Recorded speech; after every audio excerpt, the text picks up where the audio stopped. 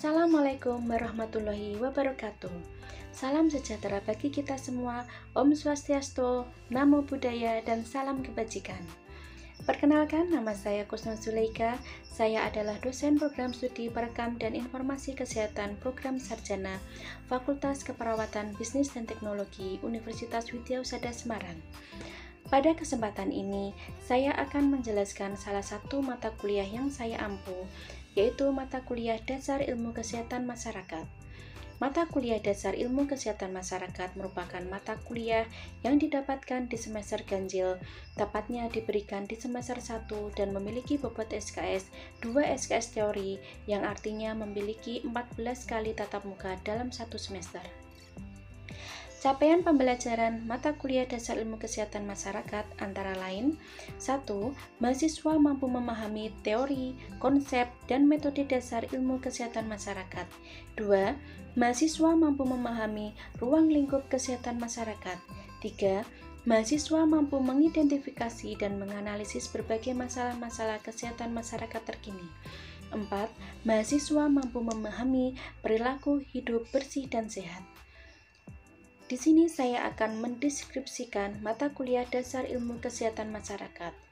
Pada mata kuliah ini, mahasiswa belajar tentang konsep ilmu kesehatan masyarakat yang meliputi konsep dasar ilmu kesehatan masyarakat, konsep primary healthcare, dasar hukum tentang kegiatan kesehatan masyarakat di Indonesia, konsep sehat dan sakit, pendidikan dan perilaku kesehatan, konsep pemberdayaan masyarakat, peran serta masyarakat, masalah kesehatan masyarakat, puskesmas, manajemen kesehatan Sustainable Development Goals di sektor kesehatan, PHBS di rumah tangga dan sekolah, PHBS di tempat kerja dan tempat umum, PHBS di pelayanan kesehatan dan infeksi nosokomial. Berikut ini materi pembelajaran yang saya berikan kepada mahasiswa. Yang pertama, konsep dasar ilmu kesehatan masyarakat. 2. Konsep primary healthcare.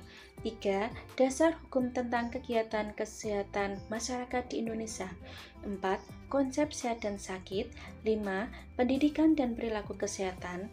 6. Konsep pemberdayaan masyarakat. 7. Peran serta masyarakat. 8. Masalah kesehatan masyarakat. 9. Puskesmas. 10. Manajemen kesehatan. 11. Sustainable Development Goals di sektor kesehatan. 12. PHBS di rumah tangga dan sekolah. 13. PHBS di tempat kerja dan tempat umum. 14. PHBS di pelayanan kesehatan dan infeksi nosokomial. Pada masa pandemi saat ini, untuk perkuliahan teori yang dilaksanakan di Prodi Perekam dan Informasi Kesehatan Program Sarjana Fakultas Keperawatan Bisnis dan Teknologi Universitas Widyausada Semarang dilaksanakan dengan daring dengan menggunakan aplikasi pendukung yaitu Zoom maupun Google Meet, dan dengan menggunakan Learning Management System yaitu Sistem Informasi Akademik Terpadu Online atau SIATO Universitas Widyausada Semarang. Metode pembelajaran yang saya terapkan dalam kegiatan pembelajaran adalah metode ceramah, diskusi kelompok, dan project based learning. Metode ceramah saya lakukan dengan harapan mahasiswa nantinya dapat memahami dan mendapatkan materi secara luas, serta untuk mereview kembali materi-materi yang telah diberikan sebelumnya. Untuk diskusi kelompok, saya terapkan dengan tujuan agar mahasiswa terlatih dalam berpola pikir, menganalisis, untuk mengemukakan pendapat, menghargai pendapat orang lain, komunikasi dengan baik, dan membuat kesimpulan terkait tugas dasar ilmu kesehatan masyarakat. Pada diskusi kelompok, mahasiswa dibagi menjadi beberapa kelompok, kemudian mereka dipersilakan berdiskusi dan bertukar pikiran dengan rekan-rekannya. Untuk project based learning, di mana mahasiswa saya berikan tugas untuk terjun ke lapangan, kemudian mengamati dan menganalisis masalah maupun perilaku yang ada di masyarakat, terutama di bidang kesehatan. Contohnya adalah perilaku hidup bersih dan sehat. Untuk metode pengumpulan tugas, sistem yang digunakan adalah paperless yang dikumpulkan melalui SIATO. Untuk evaluasi, Evaluasi pembelajaran dilakukan dengan penugasan dengan bobot 30%, ujian tengah semester dengan bobot 30%, dan ujian akhir semester dengan bobot 40%. UTS dan UAS dilaksanakan dengan media Computer Based Test atau CBT. Kemudian hasil evaluasi tersebut saya informasikan ke mahasiswa melalui WA Group dalam bentuk tabel rekap nilai. Apabila ada mahasiswa yang nilainya kurang baik, maka saya akan memberikan kesempatan untuk memperbaiki nilai atau remedial pada jadwal yang telah ditentukan oleh program studi perekam dan informasi kesehatan program sarjana sesuai dengan kalender akademik Universitas Widyausada Semarang. Dalam proses pembelajaran, saya selalu mempersiapkan rencana pembelajaran semester atau RPS yang akan digunakan sebagai acuan jumlah pertemuan dan topik materi yang akan diberikan. RPS diberikan di awal pertemuan dengan membuat kontrak perkuliahan dengan mahasiswa. Selain itu, saya juga menyiapkan bahan ajar berupa slide presentasi yang digunakan saat metode ceramah. Di dalam mata kuliah Dasar Ilmu Kesehatan Masyarakat, saya juga mengintegrasikan hasil penelitian yang saya lakukan ke dalam RPS Dasar Ilmu Kesehatan Masyarakat untuk dimasukkan ke dalam bahan kajian yang dikembangkan menjadi bahan ajar. Berikut ini saya tampilkan cuplikan video pembelajaran pada mata kuliah Dasar Ilmu Kesehatan Masyarakat. Assalamualaikum warahmatullahi wabarakatuh. Waalaikumsalam warahmatullahi wabarakatuh. Selamat sore semuanya, apa kabar hari ini? Sore, Bu. Alhamdulillah, Bu. Oh ya, oke. Untuk hari ini kita akan melanjutkan mata kuliah Dasar Ilmu Kesehatan Masyarakat ya. Hari ini kita akan membahas tentang PHBS di lingkungan ataupun di tatanan keluarga maupun di sekolah. Ini saya share screen dulu. Apakah sudah terlihat? Sudah, Bu. Oke. Ya, ini PHBS di rumah tangga dan sekolah ya. Sebelumnya, apakah sudah tahu tentang PHBS? Apa itu PHBS? Silakan, siapa yang bisa menjawab? Izin menjawab, Bu. Iya, silakan. PHBS atau perilaku hidup bersih dan sehat merupakan sekumpulan perilaku yang dipraktikkan atas dasar kesadaran manusia menjadi seseorang atau keluarga untuk dapat menolong diri di bidang kesehatan dan berperan aktif dalam mewujudkan kesehatan masyarakatnya. Ya, oke, bagus sekali Mbak Adinda. Terima kasih. Ya, ini jawaban yang bagus sekali ya.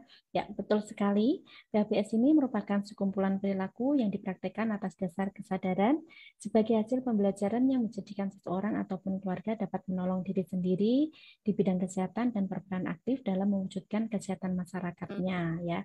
Jadi di sini perilaku ya, perilaku seseorang sehingga seseorang ataupun keluarga itu bisa menolong diri sendiri dan juga bisa meningkatkan kesehatannya dan juga kesehatan di masyarakatnya. Ini ada beberapa gambar tentang perilaku hidup bersih dan sehat.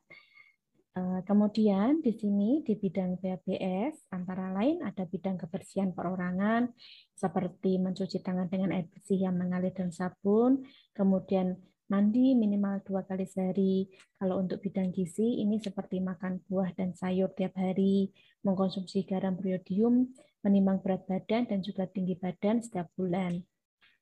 Untuk bidang kesehatan lingkungan ini biasanya seperti membuang sampah pada tempatnya, kemudian menggunakan jamban ya, tidak BAB di sungai ya, terus kemudian memberantas jentik nyamuk dan juga masih banyak yang lainnya. Ini ada beberapa ya, ada PHBS di rumah tangga, PHBS di sekolah, PHBS di tempat kerja, PHBS di sarana kesehatan, dan juga PHBS di tempat umum. Nah, untuk hari ini kita akan membahas tentang PHBS rumah tangga dan juga PHBS di sekolah. Ya. Nih, PHBS di rumah tangga ini merupakan upaya untuk memberdayakan anggota rumah tangga agar tahu mau dan mampu mempraktekkan hidup bersih dan sehat serta berperan aktif dalam gerakan kesehatan di masyarakat. Sebenarnya itu perilaku hidup bersih sehat itu diawali dari rumah tangga ya. Kalau misalkan di sini anggota di dalam keluarga tersebut itu mau melakukan perilaku hidup bersih dan sehat, insya Allah kehidupannya pun juga akan bersih dan sehat dan juga akan sehat ya itu. Terus kemudian di sini sasaran BAPS di rumah tangga ini antara lain ada pasangan usia subur. Pasangan usia subur itu misalnya laki-laki dan perempuan yang sudah menikah ya di antara usia 20 sampai 35 tahun. Terus kemudian ada ibu hamil ataupun ibu menyusui. Ini juga sasaran BAPS di rumah tangga ya. Karena kenapa? Ibu hamil di sini kita sarankan untuk selalu memeriksakan kehamilannya. Dan ibu menyusui di sini juga kita sarankan untuk memberikan ASI eksklusif sampai 6 bulan. Kemudian ada anak dan remaja. Terus di sini sasaran selanjutnya adalah usia lanjut. Kenapa usia lanjut? Karena pada waktu usia itu lanjut ataupun menjadi lansia, ini pasti banyak sekali penyakit-penyakit yang menyebabkan lansia tersebut kurang bisa menjaga kesehatannya. Terus kemudian sasaran selanjutnya adalah pengasuh anak ya di sini. Kenapa pengasuh anak? Di sini kita bisa membantu ataupun memberikan pengetahuan kepada pengasuh anak ya bagaimana tata cara mengasuh anak yang baik dan benar. Nah, ini BPS di rumah tangga, ini tadi pertolongan persalinan oleh tenaga kesehatan, terus kemudian yang kedua ada balita diberikan ASI ataupun bayi diberikan ASI, terus kemudian yang ketiga ini ada timbang balita ya, timbang balita di sini untuk mengetahui status gizi balitanya. Terus untuk mencegah terjadi stunting, nah ini tuh ada di sini. Terus kemudian rumah bebas jentik ini kalau di Kota Semarang itu sudah digalakan ya pemberantasan sarang nyamuk atau pemberantasan jentik nyamuk. Ini biasanya tiap-tiap RT itu kadernya door to door atau rumah ke rumah untuk mengetes ataupun mengecek jentik nyamuk yang ada di rumah masing-masing gitu. Terus kemudian yang kelima ini ada cuci tangan dengan sabun dan air mengalir. Apalagi pada masa pandemi saat ini ya, cuci tangan dengan sabun dan air mengalir ini wajib ya. Terus kemudian tersedianya air bersih, ini juga ada di rumah tangga. Tersedianya jamban ya ini. Kalau saat ini sudah jarang sekali ya yang masyarakat itu BAB di sungai ya. Kalau di tempat teman-teman semua, apakah masih ada yang BAB-nya di sungai? Sudah tidak ada? Kemungkinan tidak, Bu. Oh iya, kemungkinan tidak ya. Semoga tidak ada. Semoga semua rumah sudah memiliki jamban ya. Terus kemudian yang poin ke-8 di sini makanlah dengan gizi seimbang dan makan sayur ini. Terus kemudian melakukan aktivitas dan juga tidak boleh merokok ini. Ya, oke. Syarat rumah tangga sehat ini diantaranya persalinan ditolong oleh tenaga kesehatan, yaitu dokter ataupun bidan, kemudian memberikan bayi dengan ASI eksklusif, menimbang bayi dan balita setiap bulan, menggunakan air bersih, mencuci tangan dengan air bersih, mengalir dan sabun, menggunakan jamban, memberantas jentik nyamuk di rumah, makan sayur dan buah setiap hari, serta melakukan aktivitas fisik setiap hari dan tidak merokok di dalam rumah. Nah, apa sih manfaat BAPS di rumah tangga ini? Ada banyak hal manfaatnya ya kalau kita melakukan perilaku hidup bersih sehat ya. Setiap anggota keluarga meningkat kesehatannya dan tidak mudah sakit. Kalau kita bisa menjaga kesehatan kita ataupun bisa berperilaku hidup bersih dan sehat, kita tidak mudah sakit ya. Kemudian anak tumbuh sehat dan cerdas. Kenapa anak bisa tumbuh sehat dan cerdas? Karena di sini tadi anak mengkonsumsi makanan yang bergizi, kemudian dilakukan penimbangan juga dan sebagainya. Diberikan ASI eksklusif. Ibu hamil sebelum melahirkan ini, ibu hamilnya selalu periksa itu ya. Terus kemudian produktivitas kerja anggota keluarga meningkat. Kenapa produktivitas kerja ini bisa meningkat ya? Karena kalau kita sehat otomatis kita semangat untuk bekerja ya. Terus pengeluaran biaya rumah tangga dapat difokuskan untuk pemenuhan gizi keluarga, pendidikan, dan modal usaha untuk meningkatkan pendapatan keluarga sebagai hasil pembelajaran sehingga secara mandiri mampu mencegah penyakit, meningkatkan kesehatannya, serta berperan aktif dalam mewujudkan lingkungan sehat. Kalau di sekolah, di sini sasarannya itu adalah murid, guru, serta masyarakat lingkungan di sekolahnya, yaitu baik itu ada tukang kebun dan sebagainya, ya ada cleaning service-nya dan sebagainya ini.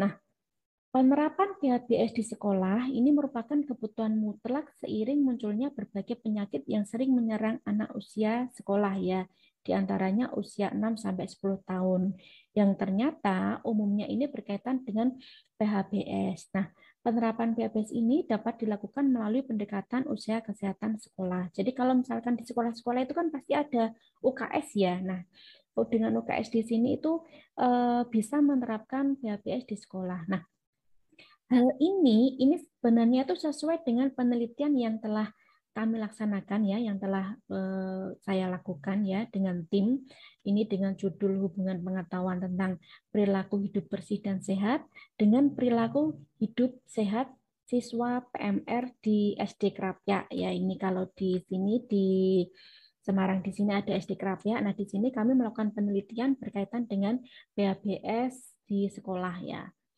Nah, di situ kami mendapatkan hasil survei ya, bahwa di SD Krapyak itu diperoleh data siswa yang mengikuti PMR itu ada 40 siswa. Nah, hasil observasi di situ menunjukkan sebenarnya kondisi lingkungan sekolah itu sudah bersih ya, sudah cukup bersih, sudah tersedia tempat sampah. Nah, di depan kelas itu masing-masing kelas itu sudah ada tempat sampahnya.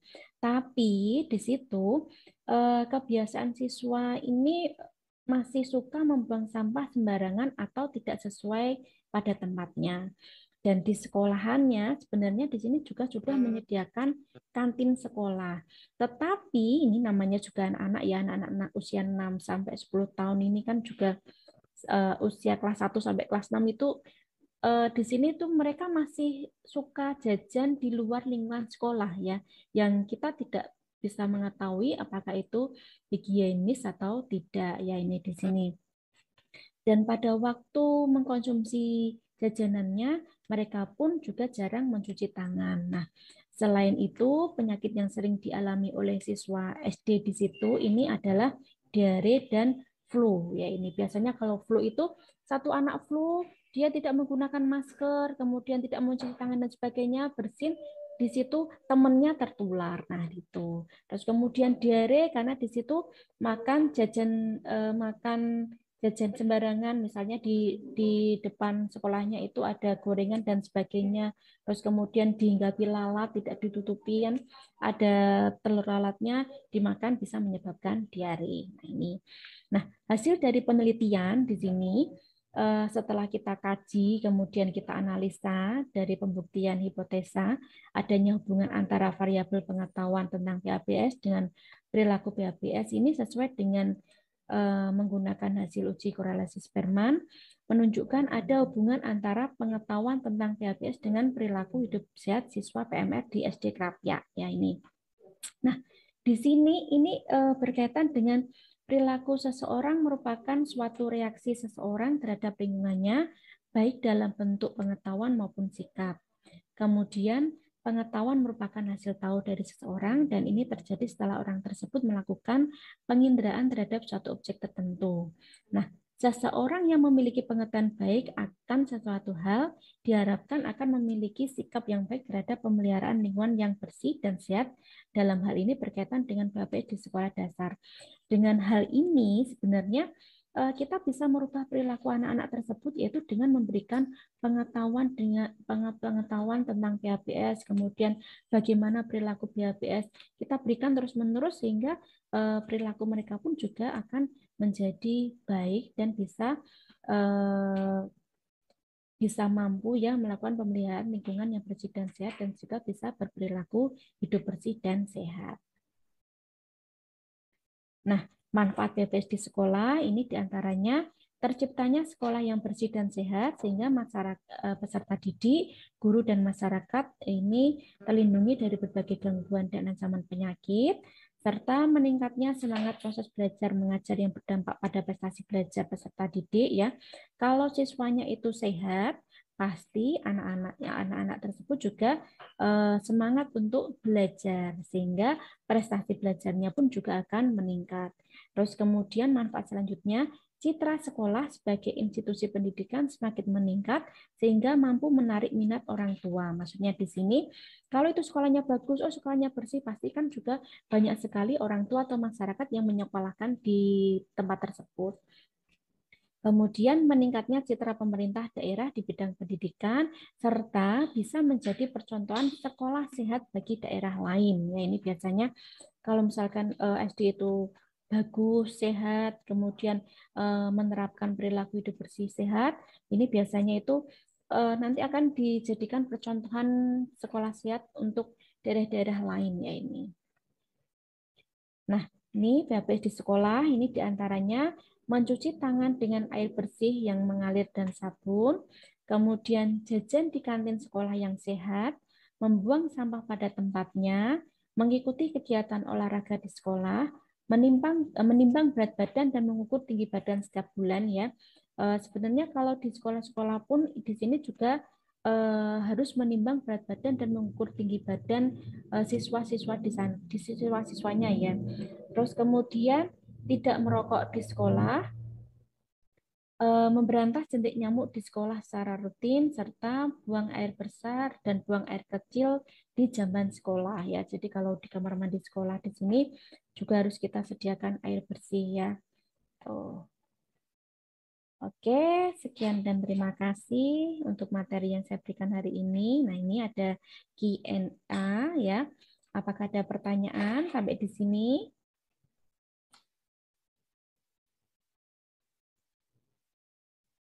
Oke, sedikit ya.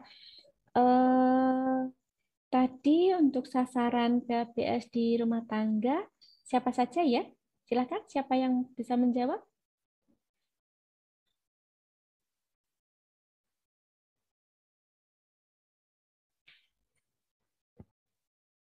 Izin menjawab, Bu. Izin menjawab, Bu. Ayo, siapa dulu ini? Ayo.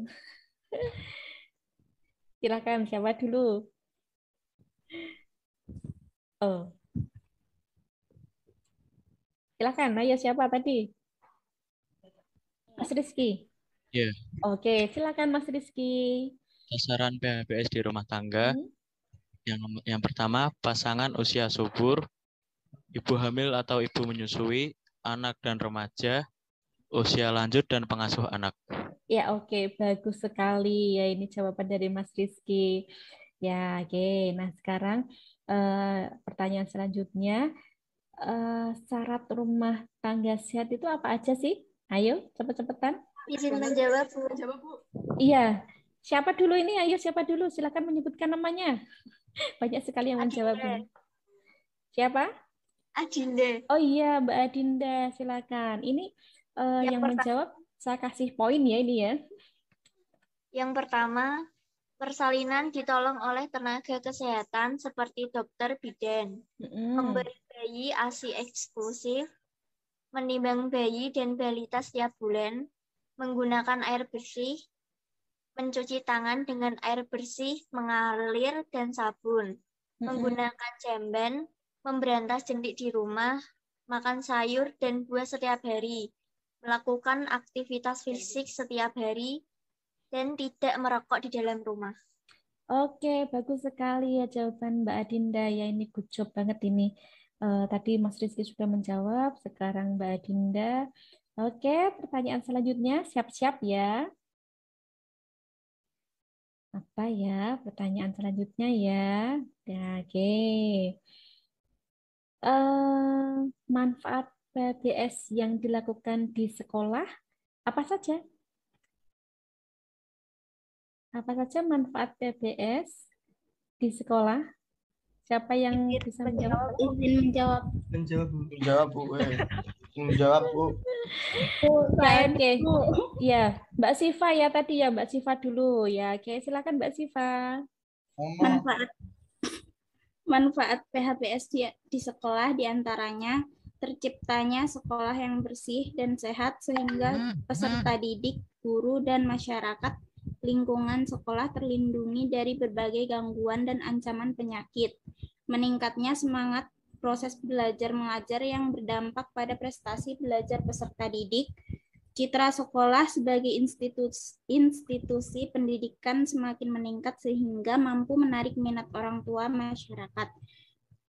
Meningkatnya citra pemerintah daerah di bidang pendidikan menjadi percontohan sekolah sehat bagi daerah lain. Oke, bagus sekali jawabannya Mbak Siva. Ya, oke. Ini pertanyaan terakhir ya, ini. Kalau tidak ada pertanyaan dari teman-teman semua, ya pertanyaan terakhir. Apa saja sih PHBS yang bisa dilakukan di lingkungan sekolah? Ayo, siapa yang bisa menjawab ini? Saya, Bu. Ya, Bu. Siapa ini tadi yang saya, Bu? Mbak Gina? Oke, silakan Mbak Gina. Mencuci tangan dengan air bersih yang mengalir dan sabun. Oke. Terus? Sekolah yang sehat, membuang sampah pada tempatnya, menimbang berat badan dan mengukur tinggi badan setiap bulan, tidak merokok di sekolah, memberantas jentik nyamuk di sekolah secara rutin, buang air besar dan air kecil di jamban sekolah. Oke, bagus sekali. Ya, kita berikan aplausnya untuk semua teman-teman yang sudah menjawab ya. Jawabannya bagus semua ya. Oke, untuk tugas selanjutnya di sini tugasnya adalah silahkan mengamati perilaku hidup bersih dan sehat. Pilih salah satu, entah itu PHBS di rumah tangga ataupun di sekolah, di lingkungan sekitar Anda ya. Terus kemudian di sini ada lagi bagaimana pendapat Anda tentang PHBS yang dilaksanakan pada masa pandemi saat ini. Nah, pengamatan ini dituliskan dalam bentuk PDF ya, dituliskan di Word dulu, kemudian di PDF-kan dengan huruf Arial ya, spasinya 1,5 ya. Terus kemudian nanti dikumpulkan melalui Siato ya. Oke, gitu. Ini untuk tugasnya. Ya, nanti untuk materi saya share di Siato ya. Oke. Sudah? Terima kasih atas waktu dan perhatiannya. Semoga hari ini bisa bermanfaat untuk teman-teman semua ya. Sehat selalu untuk teman-teman semua. Sukses untuk semuanya. Assalamualaikum warahmatullahi wabarakatuh. Waalaikumsalam warahmatullahi wabarakatuh. Demikian deskripsi diri saya dalam mata kuliah Dasar Ilmu Kesehatan Masyarakat yang saya ampu. Semoga dapat memberikan gambaran sebagai salah satu tugas dosen pada Tri Dharma Perguruan Tinggi bidang pendidikan dan pengajaran yang saya laksanakan di program studi Perekam dan Informasi Kesehatan Program Sarjana Fakultas Keperawatan, Bisnis dan Teknologi Universitas Widya Husada Semarang. Atas perhatiannya saya ucapkan terima kasih. Wassalamualaikum warahmatullahi wabarakatuh.